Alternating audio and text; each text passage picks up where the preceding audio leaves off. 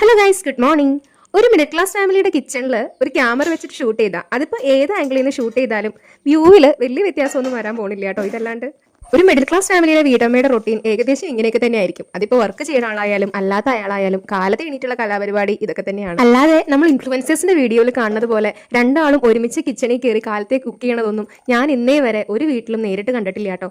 ഇപ്പോഴത്തെ പാരന്റിങ് നേരത്തേലും കുറച്ച് ഡിഫറെന്റ് ആയതുകൊണ്ടും കുട്ടികൾ കുറച്ചുകൂടെ ലിബറൽ ആയതുകൊണ്ടും മേ ബി ഇനി വരുന്ന ജനറേഷനിൽ അങ്ങനെ ഒരു കമ്പാനിയൻഷിപ്പ് കിച്ചണിൽ കാണാൻ പറ്റുമായിരിക്കും. അങ്ങനത്തെ കപ്പിൾസ് ഒക്കെ ചിലപ്പോൾ ഉണ്ടാവും കേട്ടോ. ഞാൻ കണ്ടിട്ടില്ല എങ്ങും. എന്റെ അച്ഛ അമ്മയുടെ ഒപ്പം അടുക്കളയിൽ കയറി ഞാൻ കണ്ടിട്ടേ ഇല്ല. പക്ഷെ എന്റെ ഹസ്ബൻഡ് ആൾക്ക് ഇഷ്ടമുള്ള സാധനങ്ങൾ കുക്ക് ചെയ്യാൻ അടുക്കളയിൽ കയറാറുണ്ട്.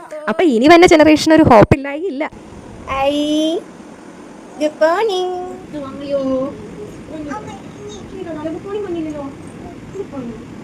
ഇന്ന് നമ്മുടെ കാന്താരി നേരത്തെ എണീറ്റിട്ടുണ്ട് കേട്ടോ. പക്ഷെ അവളുടെ ഫ്രണ്ട് കാശി കളിക്കാൻ കാലത്തേ വന്നേക്കണത് കാരണം എനിക്ക് കുറച്ച് നേരത്തെ ഡ്യൂട്ടി വേണ്ടി വന്നുള്ളൂ. പിന്നെ ആൾ അവളെയും കൊണ്ടങ്ങ് പോയി. ഇന്നത്തെ സ്പെഷ്യല് പുട്ടും മുട്ടക്കറിയാണ് കേട്ടോ. ഇന്ന് ഞങ്ങൾക്ക് രണ്ടാൾക്കും വർക്കിംഗ് ഡേ ആണ്. അത് സാധാരണയിലെ സ്പീഡിലാണ് ഇന്ന് വണ്ടി അതുകൊണ്ട് ഓടിക്കൊണ്ടിരിക്കുന്നത്. കുക്ക് ചെയ്യുന്നതിന്റെ ഇടയ്ക്കിടയ്ക്ക് പോയി കൈ കഴുകുക, ഓരോ പാത്രം എടുത്ത് കഴിയുമ്പോഴും താഴെ വീഴുന്ന സാധനം തുടച്ചു മാറ്റുക, ഇങ്ങനത്തെ കലാപരിപാടിയൊക്കെ എനിക്ക് ഉള്ളതുകൊണ്ട് ഞാൻ കുറച്ച് ടൈം എടുത്താണ് എല്ലാം ചെയ്യണത് കേട്ടോ. പുഴുങ്ങി വെച്ച മുട്ടക്കറിയിലേക്ക് ഇടാൻ മറന്നുപോയിട്ട് രണ്ടാമത് ഇടാൻ വേണ്ടി ഓടി ഓട്ടാട്ടോ നിങ്ങളിപ്പോൾ കണ്ടത്. നമ്മുടെ വീട്ടിൽ അടുക്കളയിൽ വേസ്റ്റ് ഒക്കെ ഒരുമിച്ച് കൂട്ടി വെച്ച് അമ്മ പറമ്പിൽ കൊണ്ടുവന്ന ചെടിയിൽ മൂടാറാണ് പതിവ്. ഇപ്പൊ ഞാനാണെങ്കിൽ ഇതിന്റെ മുട്ടത്തോണ്ട് മാത്രം എടുത്ത് റോസയ്ക്ക് കൊണ്ടിടും. ചേട്ടൻ വന്ന് ഡ്യൂവിനെ ഹാൻഡ് ഓവർ കഴിഞ്ഞപ്പോൾ ഞാൻ വീട്ടിലെ ബാക്കി പണികളെല്ലാം കൂടി ഒതുക്കി. കാരണം ആൾ പോയി കഴിഞ്ഞാൽ ഇവളുടെ ഇന്നത്തെ ഒരു മൂഡ് അനുസരിച്ച് ഇവിടെ ഒന്നും ചെയ്യാൻ സമ്മതിക്കില്ല എന്നൊക്കെ അറിയായിരുന്നു. ആൾ പോയി കഴിഞ്ഞ് കുറച്ച് നേരം ഞങ്ങൾ നടന്നു കളിച്ചു. അപ്പോഴത്തേക്ക് അച്ഛമ്മ വന്നു കേട്ടോ.